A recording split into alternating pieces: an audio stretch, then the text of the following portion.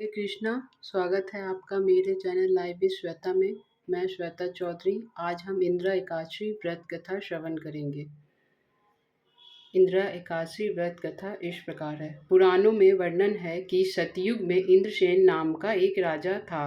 वे महापराक्रमी, धर्मनिष्ठा और विष्णु भक्त थे। उनके राज में प्रजा सुखी और संपन्न थी। एक दिन राजा अपने दरबार में बैठे थे, तभी आकाशवाणी हुई। आकाशवाणी में कहा गया कि हे राजन, तुम्हारे पिता का स्वर्गलोक से पतन हो चुका है और वे पितृलोक में दुख भोग रहे हैं।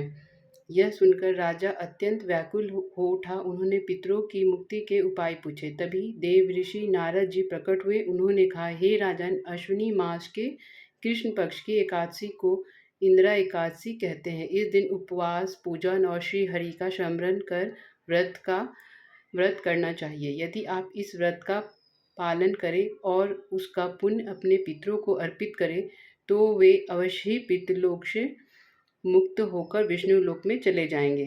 राजन इंद्रसेन ने विधि पूर्वक व्रत किया। व्रत के दिन उन्होंने प्रातः स्नान कर भगवान विष्णु की पूजा की, कथा सुनी और दान पुण्य किया। अगले दिन द्वादशी को ब्राह्मणों को भोजन कराया और व्रत का पारण किया। इस व्रत के प्रभाव से उनके पिता को मुक्ति मिली और वे विष्णु लोक चले गए। व्रत का महत्व। इंदिरा एकादशी व्रत करने से पितरों की आत्मा को शांति मिलती है। यह व्रत पापों का नाश करने वाला और विष्णु लोक की प्राप्ति कराने वाला है। विशेष रूप से यह पितृ पक्ष में आता है, इसलिए इसका महत्व और भी बढ़ जाता है। इस प्रकार आप ये व्रत करके अपने पितरों को ये व्रत का महत्व जो होता है उसे दान कर सकते हैं। इसीलिए ये पितृ पक्ष में पड़ता है, इसलिए यह एकादशी का महत्व विशेष है पितरों के लिए। और आप अगर व्रत करते हैं तो व्रत कथा अवश्य श्रवण करें। राधे राधे। और एकादशी के दिन अपने प्रभु को भागवत गीता जी का कोई भी एक पाठ जरूर सुनाएं, जिससे भगवान बहुत जल्दी प्रसन्न होते हैं। और ऐसे हर दिन सुनाएं एक अध्याय प्रभु को, लेकिन एकादशी के दिन जरूर सुनाएं।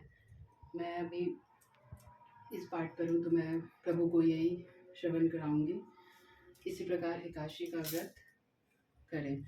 व्रत तो करें ही, लेकिन मंत्र जाप और भागवत जी का अध्याय और व्रत का कथा जरूर श्रवण करें। राधे राधे। आशा है कि आपको मेरी वीडियो पसंद आई होगी। हरे कृष्णा।